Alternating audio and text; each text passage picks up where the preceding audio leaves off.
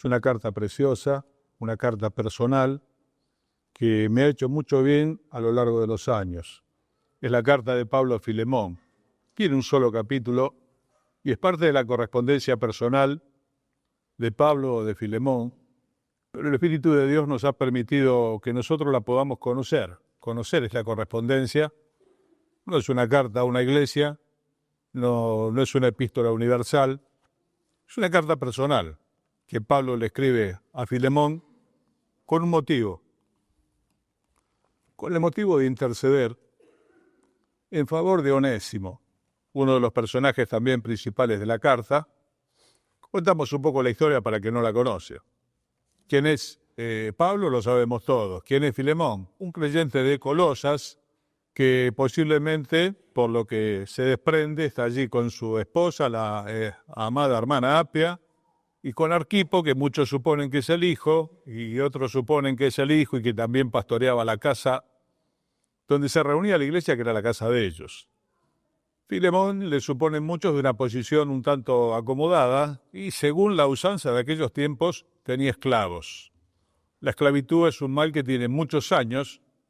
Con el tiempo, por la gracia de Dios y la enseñanza del cristianismo, esto fue desapareciendo. Pero en su momento, para el tiempo del Señor, había esclavos, había muchos, y dice Pablo, si eres libre, bien, y si eres esclavo, procura librarte, en una condición bastante común en esos tiempos, la venta de personas para servidumbre.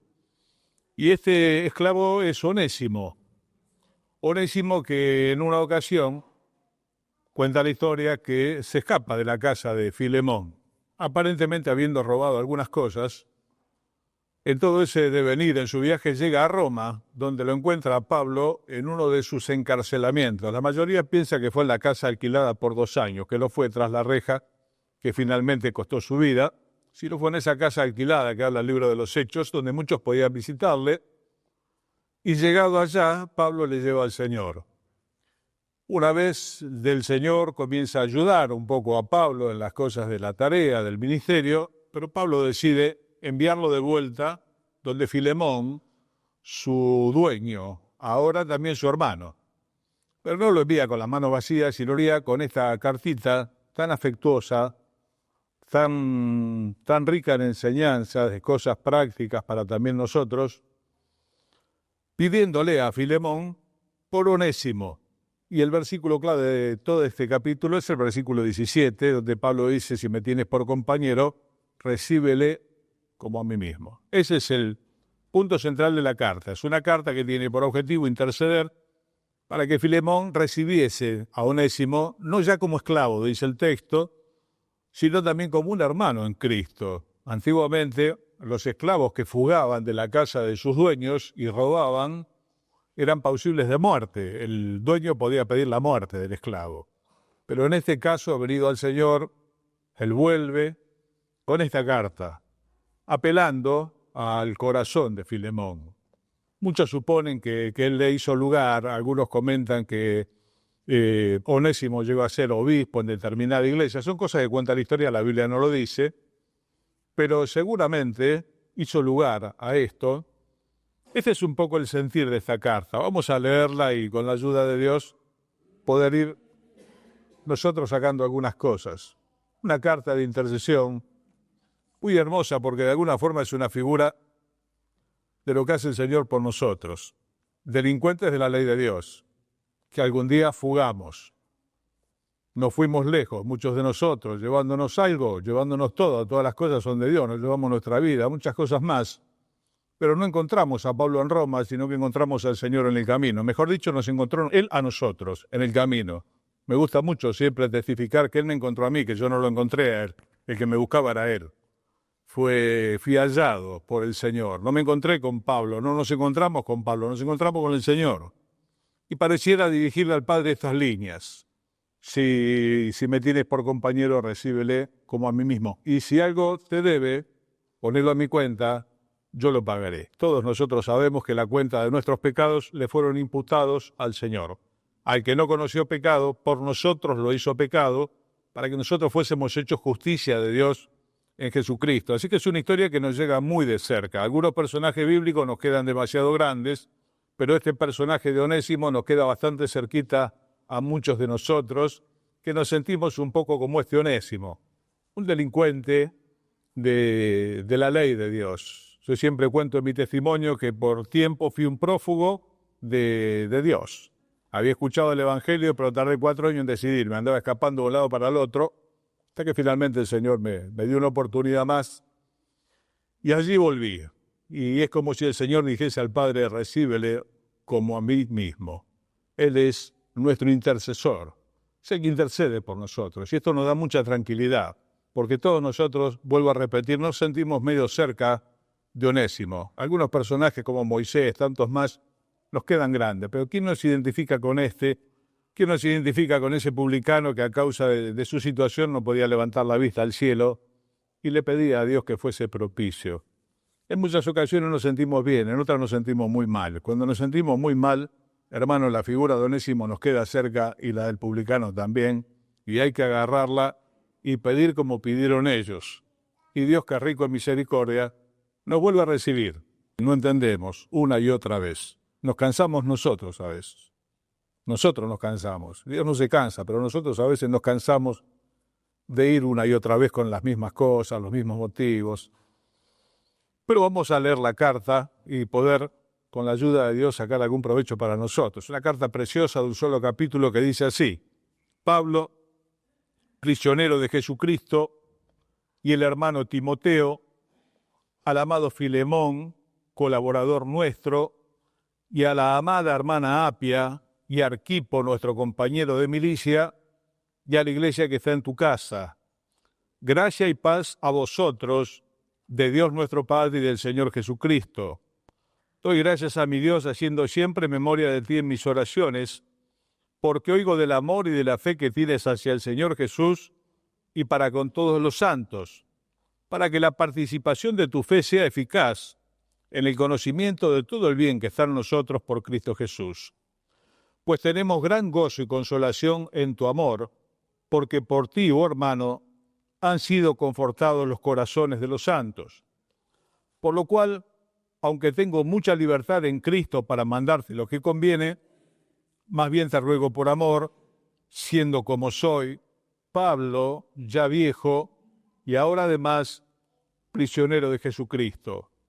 Te ruego por mi hijo Onésimo, a quien engendré en mis prisiones, el cual en otro tiempo te fue inútil, pero ahora a ti y a mí nos es útil. Útil es lo que significa el nombre Onésimo. Significa útil. Parece un juego de palabras que hace alusión al nombre. Al que en otro tiempo te fue inútil, pero que ahora a ti y a mí nos es útil, el cual vuelvo a enviarte, tú pues recíbele como a mí mismo. Yo quisiera retenerle conmigo para que en lugar tuyo me sirviese en mis prisiones por el Evangelio, pero nada quise hacer sin tu consentimiento, para que tu favor no fuese como de necesidad, sino voluntario, porque quizá para esto se apartó de ti por algún tiempo, para que la recibieses para siempre, no ya como esclavo, sino como más que esclavo, como hermano amado, mayormente para mí, pero cuanto más para ti, tanto en la carne como en el Señor. Así que si me tienes por compañero, recíbele como a mí mismo, y si en algo te dañó o te debe, ponlo a mi cuenta. Yo, Pablo, lo escribo de mi mano, yo lo pagaré, por no decirte que aún tú mismo te me debes también. Si, hermano, tenga yo algún provecho de ti en el Señor, conforta mi corazón en el Señor. Te he escrito confiando en tu obediencia, sabiendo que harás aún más de lo que te digo. Prepárame también alojamiento, porque espero que por vuestras oraciones os seré concedido. Te saludan Epafras, mi compañero de prisiones por Cristo Jesús, Marcos, Aristarco, Demas y Lucas, mis colaboradores. La gracia de nuestro Señor Jesucristo sea con vuestro espíritu. Amén. Como decíamos al principio, una carta muy cortita, muy clara de entender, un propósito muy definido, y es que este esclavo escapado, hoy un hermano de Jesucristo, vuelva con su antiguo dueño, no con las manos vacías, sino con esta carta, y Filemón le pudiese recibir. Pablo se presenta como prisionero de Jesucristo en la presentación. Pablo, prisionero de Jesucristo, y el hermano Timoteo, al amado Filemón, colaborador nuestro. Es una carta llena de cositas, llena de detalles, llena de perlitas. Pablo es prisionero de Jesucristo. No es prisionero del Imperio Romano. Él no se considera un preso de Roma. No entiende estar a la suerte del gobernador de turno. Él entiende que es del Señor. Si bien está ante el tribunal de César, está ante un tribunal más alto que es el tribunal de Cristo. Y hermano, esto nos tiene que alentar mucho a nosotros, que estamos en relaciones humanas, distintas relaciones, pero que nosotros somos del Señor. Somos empleados de determinada empresa, sí, pero somos empleados del Señor.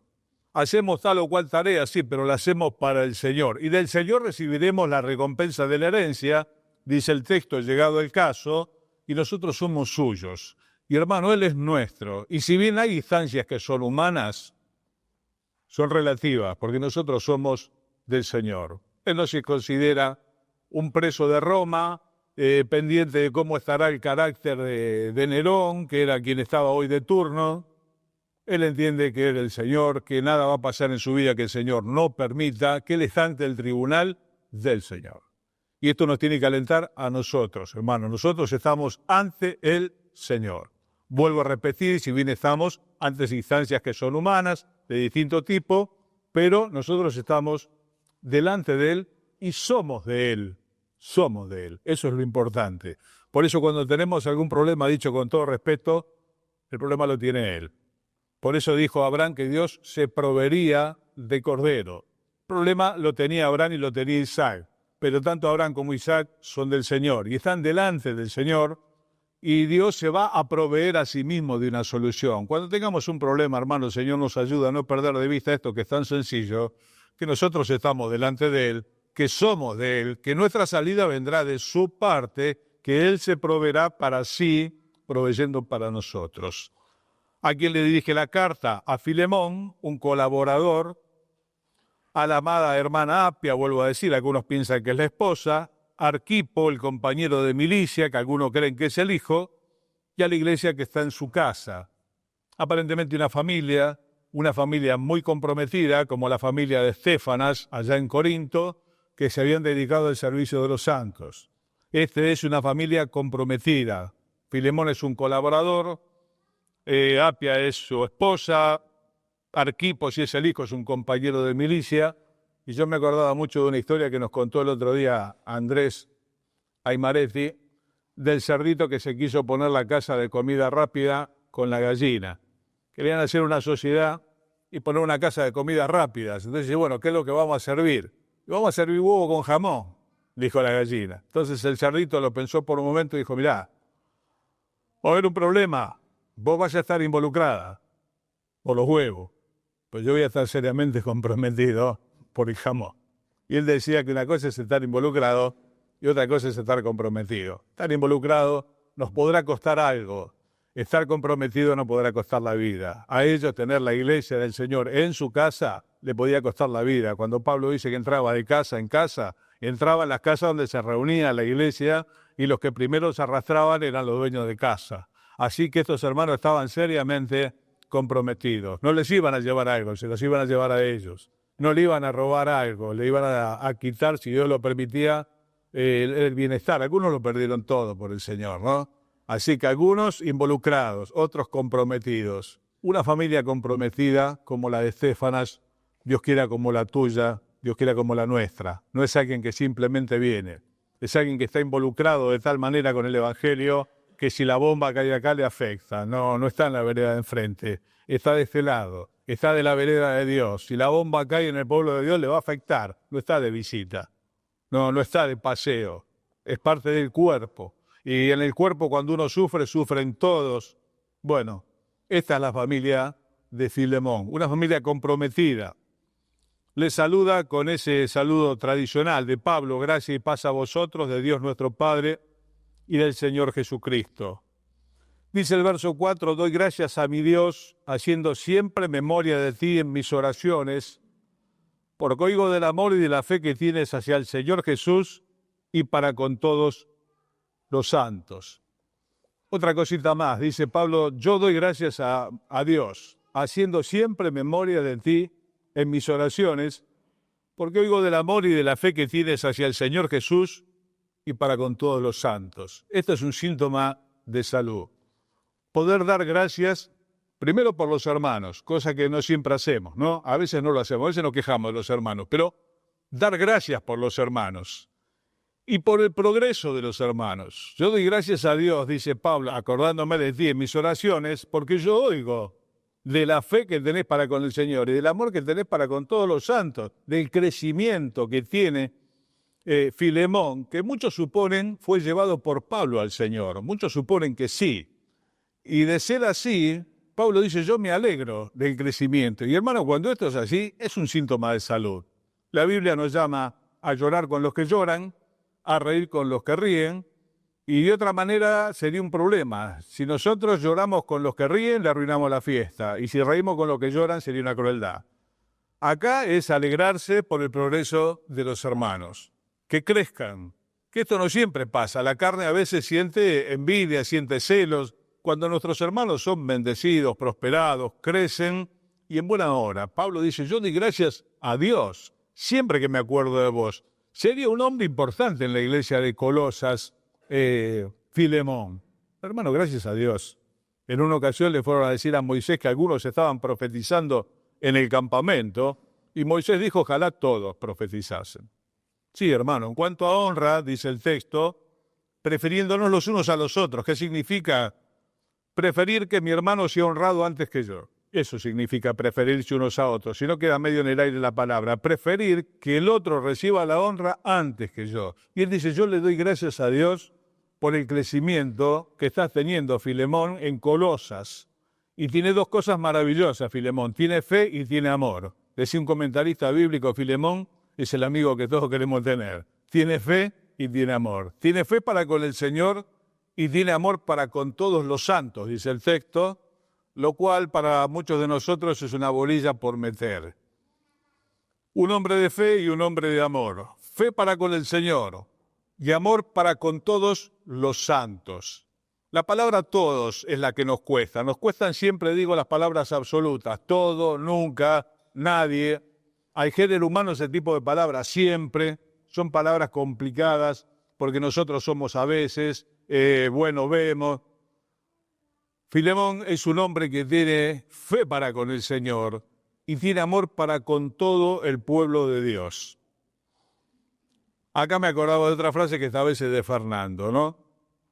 Dice el Señor, amad a vuestros enemigos. No dice que los extrañemos a los enemigos.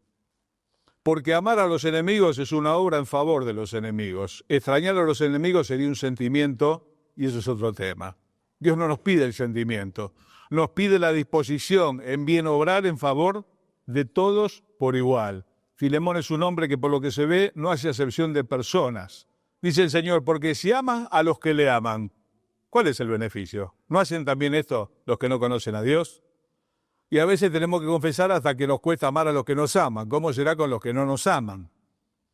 Filemón es un hombre ejemplar, tiene su familia, están comprometidos, no es que están involucrados, es un hombre de fe y es un hombre de amor sin discriminación para todos. Lo vuelvo a decir, el sentimiento es otra cosa. Uno dice, ¿le cantaría una canción? No pasa, hermano, por si le canto una canción al hermano, no. Pasa por estar dispuesto a ayudar a quien lo necesite, a todos por igual, a tenerles en cuenta, a no ser amigo de mis amigos y que los demás miren. De ese tipo de cosas se trata. Y aparentemente Filemón era esta clase de persona, dispuesto para con todos por igual. Lo cual, vuelvo a decir, es una materia que a la mayoría nos cuesta. Todos tendemos a ser amigos de nuestros amigos, a amar a los que nos aman, a invitar a los que nos pueden invitar de vuelta. Y el Señor decía, cuando hagas una comida, vos no invites a que te puede invitar de vuelta, tenés que invitar a que no te puede invitar de vuelta. Pues son todas materias que nos cuestan mucho y son cosas prácticas, pero son las cosas que nosotros tenemos que ir apropiando en la madurez. Amor y fe para con el Señor, el amigo que todos quisiéramos tener, un hombre de fe, qué lindo, ¿no? Apoyarse en la fe de otro, de uno que es un tractor, que tira fuerte, ¿quién no quiere un amigo así? Fe y un hombre de amor, un hombre dispuesto para con todos por igual. no amigo de los amigos, es amigo de todos, sin diferencia. Dice el verso 7, el oficio de Filemón, pues tenemos gran gozo y consolación en tu amor, porque por ti, oh hermano, han sido confortados los corazones de los santos. Tenemos gran gozo y consolación en tu amor, que fructifica. ¿Y en qué se ve el amor? Bueno, el amor es intangible, el amor se ve en los hechos. Por ti, hermano, han sido confortados los corazones de los santos. Tiene el mismo oficio que Onesíforo, que no es Onésimo, no confunda. Onésimo significa útil. Onesíforo es portador de luz. Y Onesíforo es alguien que dice Pablo en Timoteo, tenga el Señor misericordia de la casa de Onesíforo, porque cuando estuve en Roma, me buscó con solicitud y me encontró, confortó mi corazón y no se avergonzó de mis cadenas. Qué oficio maravilloso, ¿no? Bueno, siempre la lucha viene por los primeros lugares en la iglesia. Eso pasa desde que el Señor la fundó, la iglesia, hermano, no es un problema que pasa acá. Pasa en todos lados, en algunos lados más, en algunos lados menos, pero estos son los oficios de la iglesia que quedan desperdiciados, que pareciera que nadie lo agarra. Yo a veces cuando voy a campamentos o viajes, después viene el hermano y se queja de la iglesia, se queja de los ancianos. Eso pasa siempre, normalmente uno se queja con la visita. Yo lo que le digo es que agarre la escoba que no agarre nadie. Agarra la escoba que no agarra nadie. Mirá, hay puestos de confortador de corazones.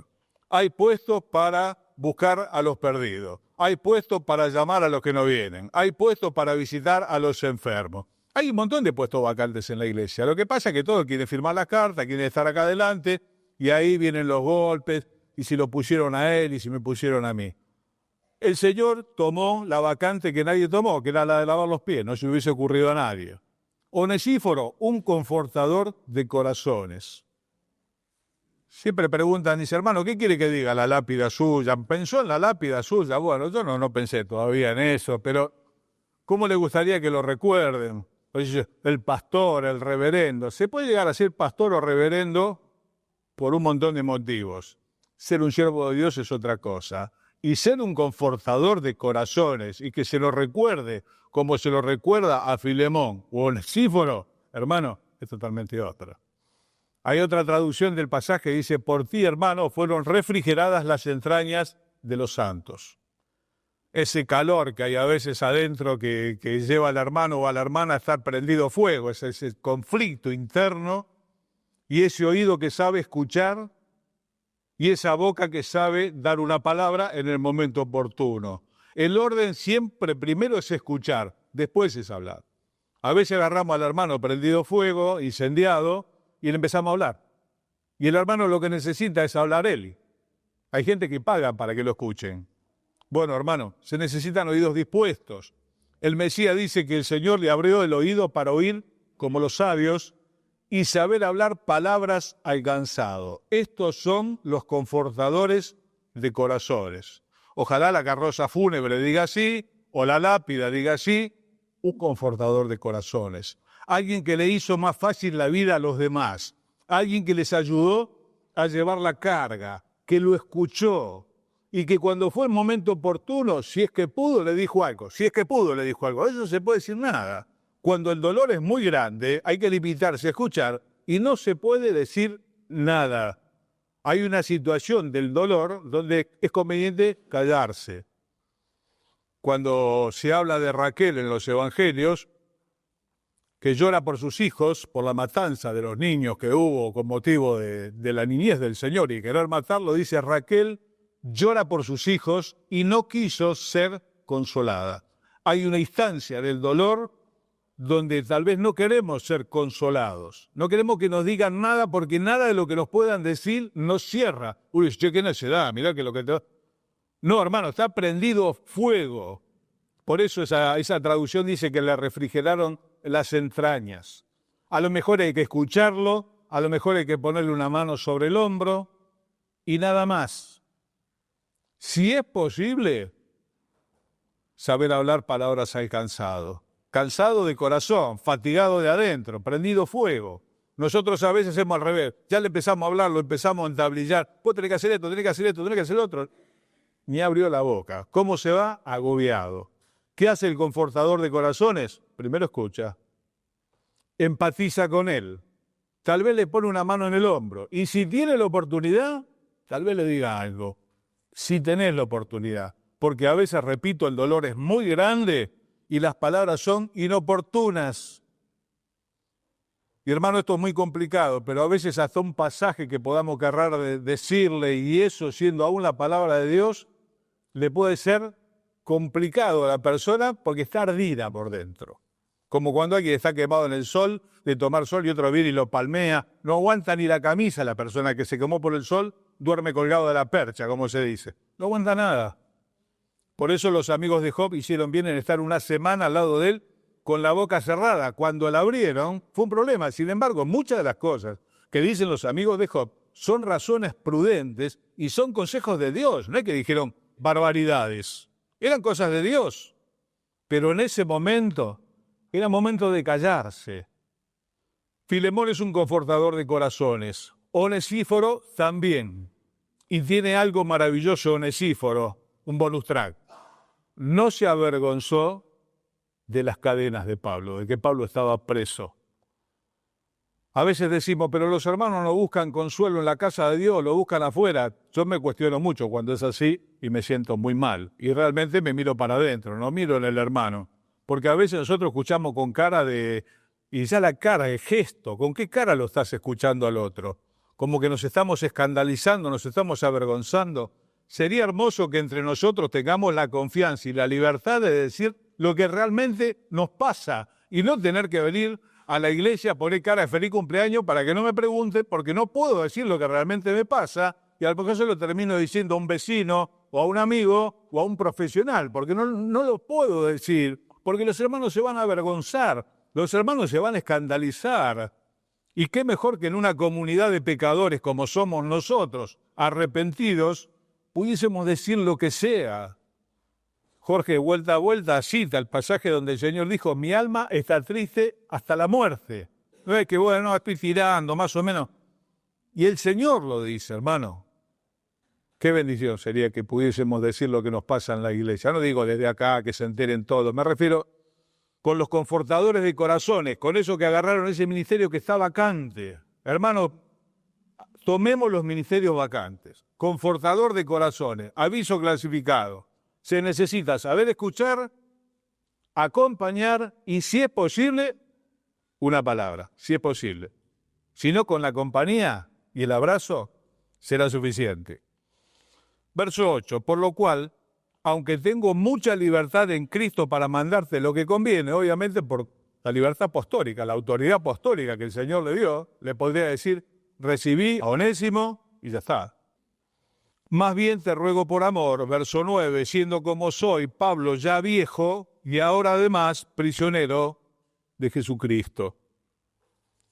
Algunos estiman que Pablo tendría entre los 50 y pico y los 60 y pico, pero los 50 y pico y los 60 y pico que más o menos Pablo podía tener no son los de ahora. Hoy a los 80 se está para el campeonato, para seguir. Los 50 y pico de aquellos años ya parecían viejos, estaban consumidos por la vida, náufrago en el mar, azotado, mal comido, mal descansado. No son los 50 y pico o 60 y pico nuestros, por eso él se define como viejo. Si bien usa la palabra anciano, no hay que confundirlo con anciano de la iglesia. Es viejo la palabra.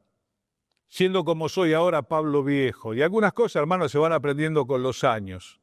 Yo cuando era más joven me resistía a este tipo de frases, porque son frases de viejo. Pero como yo ya estoy haciendo el curso para sexagenario, tengo que empezar a ingresar esas palabras. Y comprobar que algunas cosas se aprenden con los años. Pablo dice, aunque yo tengo toda la autoridad para mandarte lo que conviene, y podrían en la carta ser 3 renglones y se terminó, más bien te ruego por amor, siendo como soy, Pablo ya viejo y prisionero de Jesucristo. Hermano, el lenguaje efectivo de los siervos de Dios es este. No son los gritos, no es golpear la mesa, no es acá me puso el Señor, no es recordarle al otro quién soy, ni ese tipo de cosas. No hay cosa más eficaz que rogar por amor. Hay pasajes misteriosos. Pablo dice, como si Dios rogase a través nuestro, reconcíliense con Dios. Y si bien Dios tiene toda la autoridad, aún para consumir y hacer justicia, sigue rogando. Sigue rogando. Uno mira el Antiguo Testamento y ve el corazón de Dios al desnudo. Rogando. Tiene toda la autoridad. Para abrir la tierra, que la tierra los devore a todos, sin embargo sigue rogando. ¿Qué nos queda a nosotros, sus colaboradores, así entre comillas? Este es el lenguaje de los siervos de Dios. Más bien te ruego por amor. Hermano, el tema de la obligación no funciona. No funciona. No se lo puede poner por obligación. Lo va a hacer 10 minutos, pero no lo va a hacer más. ¿Cómo te ruego? Te ruego por amor. Esta es la mejor manera. Apela al corazón. Y es donde nosotros tenemos que apelar. Siempre cuento de Juan, que también aprendió con los años. Cuando joven, el Señor, junto con su hermano, le puso el sobrenombre de hijos del trueno. Querían hacer bajar fuego del cielo sobre algunos que no lo seguían. Pero cuando ya viejo, teniendo un problema con Diótrefes, aquel personaje nefasto del tercera Juan, dice, cuando vaya ya lo vamos a tratar. Tío, lo hubiese agarrado 40 años atrás, lo hacía a la parrilla Diótrefes, vuelta y vuelta, bien grillado, se terminó.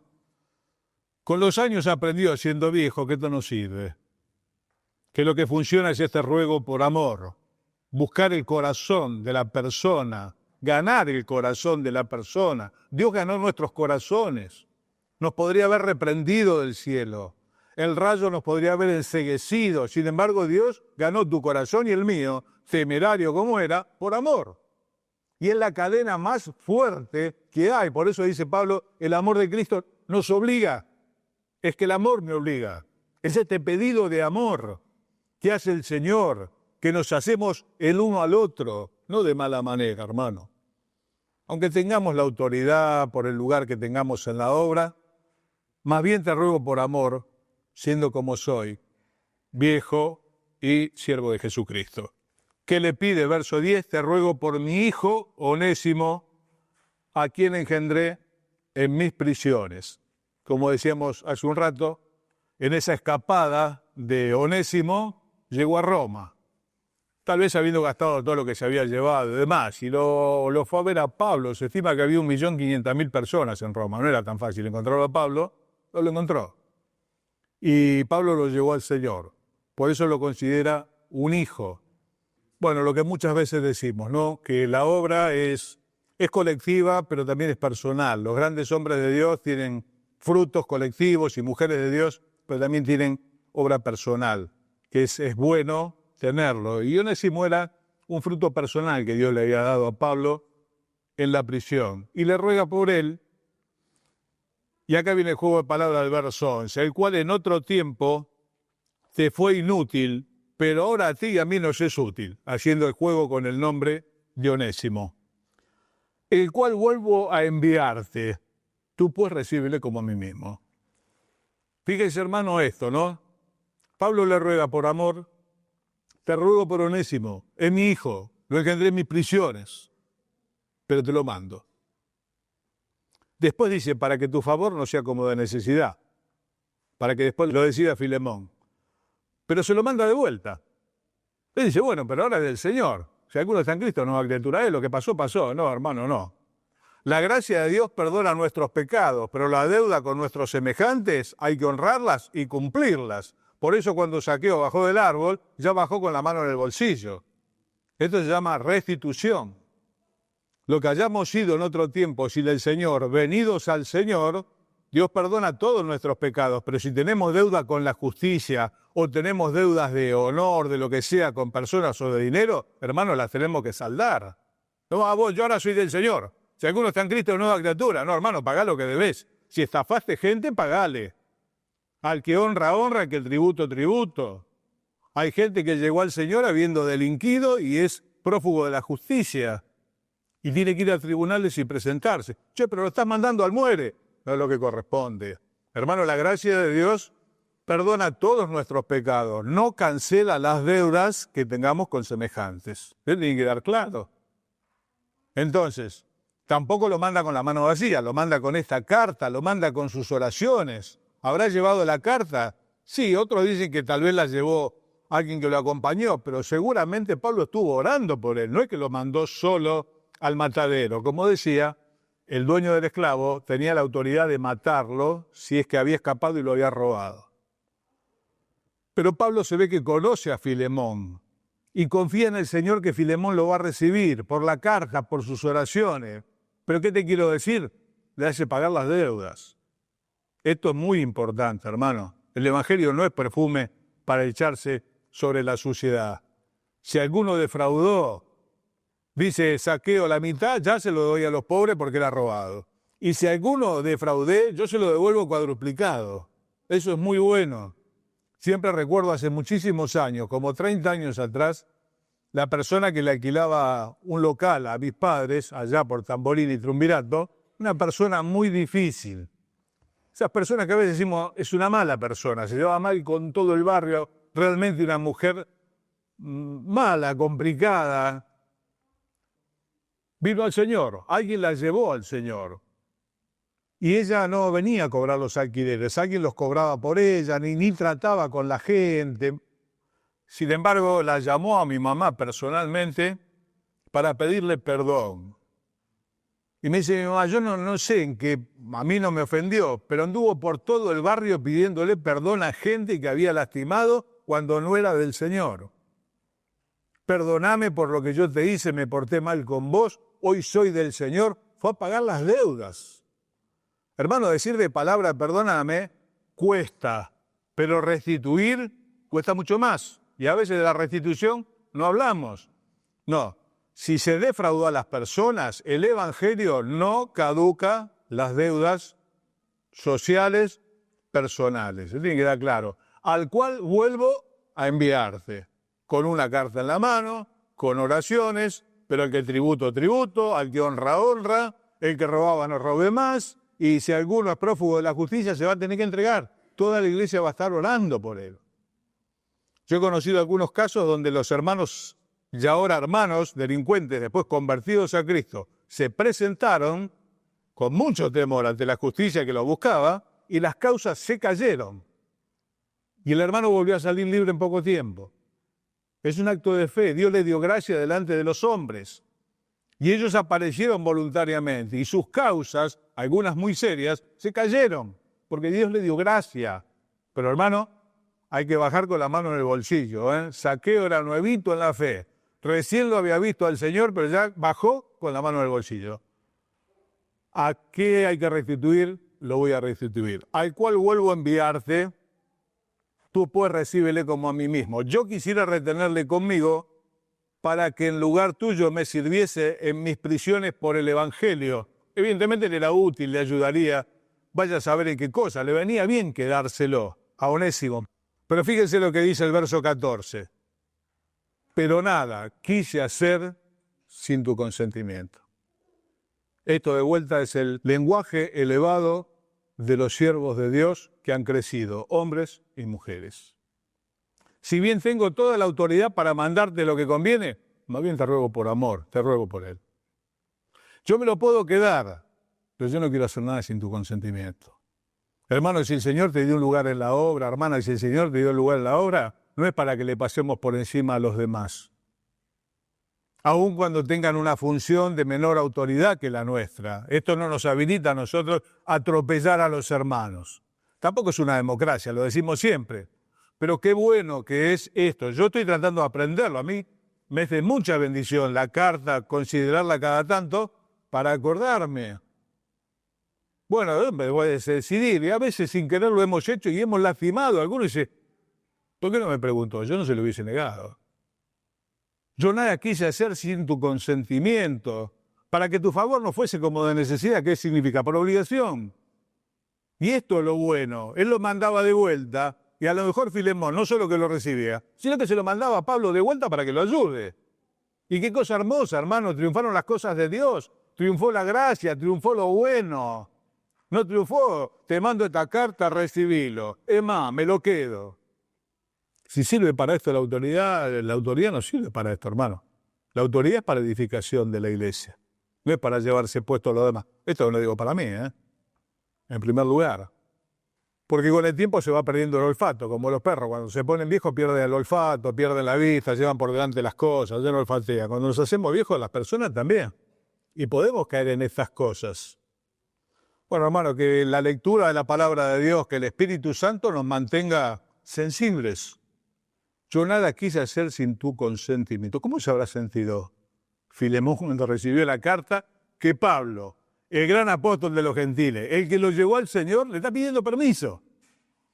Y hermanos, así, aunque tengamos una responsabilidad muy alta, en el bufé hay que hacer la fila, hay que hacer lo que corresponde, hay que dejar pasar a los otros. No es así. Tiene que ser así. Entre nosotros tiene que ser así. Aunque a veces no nos salga, ¿no? Verso 15 y ya vamos saliendo. Porque quizá para esto se apartó de ti por algún tiempo, para que le recibieses para siempre. No ya como esclavo, sino como más que esclavo, como hermano amado. Mayormente para mí, pero cuanto más para ti, tanto en la carne como en el Señor. Está diciendo, mira, aún esto de haberse escapado, de haberte defraudado, tal vez Dios lo permitió para que hoy lo recibas para siempre como tu hermano. Que te es útil a vos y que me es útil a mí también. Y esto habla de que Dios es el único que puede transformar lo malo en bueno. Porque esto está mal. Escaparse, robarle al amo, en ese momento está mal. Es como robar en el trabajo, tener un episodio hoy en día, está mal. Pero cuando hay arrepentimiento y cuando alguien se pone en las manos de Dios, Dios lo puede manejar de una manera tal que eso puede terminar siendo motivo de bendición y de gratitud a Dios.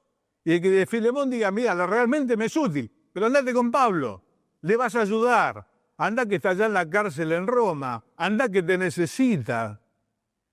Y este hombre que era inútil, hoy es útil en la obra de Dios. Esta es la maravilla del Evangelio. Esta es la maravilla de Dios, que transforma algo que no sirve en algo útil. Las personas cuando no somos del Señor, dice Tito que vamos engañando y siendo engañados. Y no somos útiles para el reino de Dios, pero los humanos sí. Y hoy este delincuente, entre comillas, hoy es útil. ¿Es útil para Filemón? Sí, para Pablo también. Vamos al versículo clave que es el 17. Así que si me tienes por compañero, recíbele como a mí mismo. Y si en algo te dañó o te debe, ponlo a mi cuenta. Yo, Pablo, lo escribo de mi mano, yo lo pagaré, por no decirte que aún tú mismo te me debes también, ¿no? Se lo recuerda. Si me tienes por compañero, recíbele como a mí mismo, y si en algo te dañó o te debe, ponlo a mi cuenta. Yo, Pablo, lo escribo de mi mano, yo lo pagaré. Hermano, este versículo 17, que es la clave de todo el capítulo, más el 18, es la mejor receta que tenemos en la Biblia para perdonar. Perdonar cuesta mucho, porque la mayoría cuando sufrimos algún dolor o nos lastiman de alguna forma, lo que queremos es venganza, hermano. Humanamente lo que uno quiere es venganza. Quiere que le pague por lo que le hicieron. Y nos quedaríamos conformes si nos pagan, y no si nos pagan lo mismo, nos tendrían que pagar más abundantemente todavía. Si la ofensa fue así, nos tendrían que pedir un perdón mucho más grande. Esas cosas que tenemos los seres humanos y que a veces nos hacen tanto daño y que no las podemos superar con el tiempo. Yo alguna vez, creo que hace muchos años lo prediqué y conté la historia, allá por el año 90, un gran conflicto que tenía donde yo sentí que me habían lastimado y me sentí lastimado por muchos meses, mucho tiempo, y no lo podía superar, lo cual no es bueno. No es bueno, pues todos sabemos lo que el Señor padeció por nosotros, pero la verdad es que no se me pasaba, y cuando me acordaba, me picaba de vuelta, es como volver a rascarse la herida, se me inflaba otra vez. Y yo tenía que ir a una iglesia vecina a predicar la carta de Filemón, y estaba con esa situación en el corazón, era muy joven.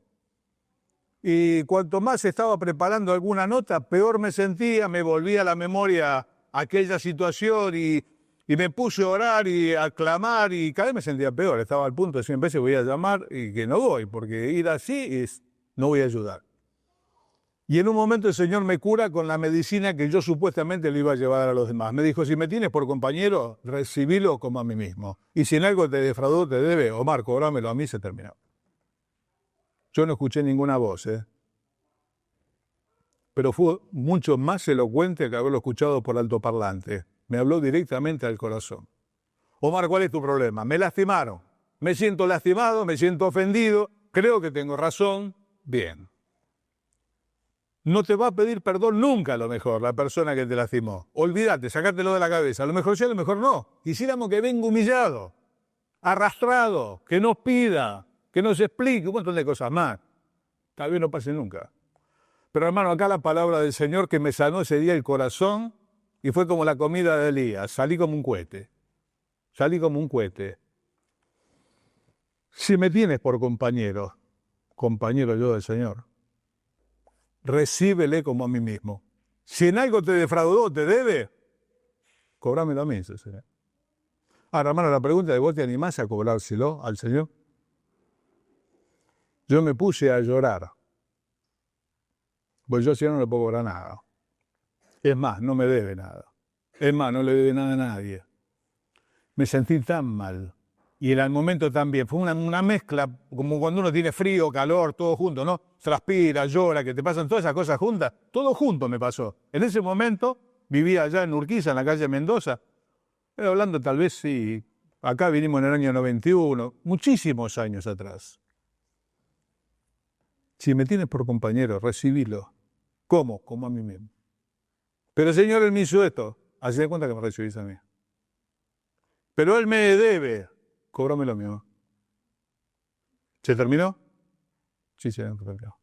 Chao. Nunca más me sanó. Dice, envió su palabra y lo sanó. Envió su palabra y me sanó. Con el mensaje que supuestamente yo iba a sanar a los demás. Me sanó a mí. Por eso que esta carta de Filemón para mí es algo muy particular. Uno siempre lo dice, es precioso. ¿Y lo demás qué? También. Bueno, para mí es algo muy particular. Verso 21. Se he escrito confiando en tu obediencia, sabiendo que harás aún más de lo que te digo. Evidentemente Pablo confiaba en Filemón. Sabía que no lo estaba mandando al muere, a Onésimo. Sabía que era lo correcto. Primero, que cumpla sus deudas humanas, si las tiene. La otra es no quedárselo sin el permiso de Filemón. Te he escrito confiando en tu obediencia, sabiendo que harás mucho más de lo que te digo. Alguna vez hablábamos de fieles. Fieles significa confiable. La frase no sé de quién es. A mí me gusta mucho la frase porque encierra la enseñanza en 3 líneas. Pero alguien dijo así, creyente es aquel que confía en Dios. Creyente es aquel que confía en Dios. Fiel es aquel en quien Dios confía. Son 2 cosas distintas. No es un juego de palabras. Creyente es aquel que confía en Dios. Fiel es el hombre en quien Dios confía. Dios confiaba en Abraham. Él dijo, yo sé que después de él, cuando muera, las generaciones que siguen, Él les va a mandar que sigan el camino de Dios. Yo confío en Abraham. Acá dice Pablo, yo confío en Filemón. Y hermano, hoy dice el Señor, yo confío en vos. ¿Se equivoca? ¿Se equivoca? No sé cuál es tu situación. Yo sé cuál es la mía. Dios me dice, Omar, yo confío en vos. ¿Se equivoca con vos? ¿Se equivoca conmigo? Uno dice, Dios no se equivoca nunca. Obviamente. Creo que entienden la forma en que lo estoy diciendo, ¿no? Filemón, una carta preciosa, figura de nuestra salvación, donde el Señor se pone entre el Padre y nosotros, diciéndole si te defraudaron o te deben, cobrámelo a mí. Y vaya si se lo cobró, a él sí se lo cobraba. Sí, hermano, la deuda está paga. Y yo me siento muy cómodo a la sombra del Señor, a las espaldas del Señor, ahí atrás, chiquitito como Onésimo. Qué personaje que nos queda tan cerca. Acordate, Onésimo y el publicano. Cuando no te sientas como Pablo, cuando no te sientas como Elías, cuando no te sientas como Raquel, ponete ahí a la sombra del sacerdote, del sumo sacerdote, que es el Señor, y a su sombra, hermano, detrás de sus espaldas, como fue aquella mujer que fue desde atrás. Tenía tanto sobre su corazón, tantas cosas. No fue de frente con el perfume, dice que desde atrás fue al Señor y comenzó allí, como cuenta Lucas, a regar con sus lágrimas los pies del Señor y enjugarlos con sus cabellos. Fue desde atrás. Qué lugar tan cómodo para nosotros, ¿no? Las espaldas del Señor, la sombra del Señor. Él es nuestra propiciación, lo propicio entre Dios y nosotros. Oramos y le damos gracias. Señor, cuántas gracias queremos darte por esta salvación tan grande que hemos encontrado a la sombra del Señor. Nos hemos refugiado, Señor, bajo la sombra de sus alas, y allí nos sentimos protegidos, nosotros que no somos mejores que Onésimo, Señor, que te hemos defraudado, Señor, también que te hemos abandonado, no solamente en la historia, sino tantas otras veces. Tú nos has vuelto a recibir con estas palabras, Señor, que nos alientan, son del Señor. Si en algo te defraudó, te debe, ponlo a mi cuenta. Señor, te damos gracias porque Él pagó nuestra cuenta, le fue imputada nuestra deuda. Y Señor, hoy tenemos paz para contigo por medio de Él. Te bendecimos, Señor, por esta gracia que no alcanzamos a dimensionar, pero que disfrutamos cada día de nuestra vida. Danos la gracia, Señor, de hacer nosotros lo mismo con aquellos que nos deben. Señor, de poder recibirles como a ti mismo. Señor, con esa palabra que nos amonesta, si en algo te defraudó, te debe, ponlo a mi cuenta. Señor, ¿quién podrá hacer una cosa semejante? Absolutamente ninguno. Danos la gracia, Señor, de perdonar así como somos perdonados. Señor, para vivir en paz los unos con los otros. Las demás cosas que hemos meditado, que, Señor, tú dejes en nuestros corazones las que son de tu mano. Te lo pedimos muy agradecidos en el nombre del Señor Jesús. Amén.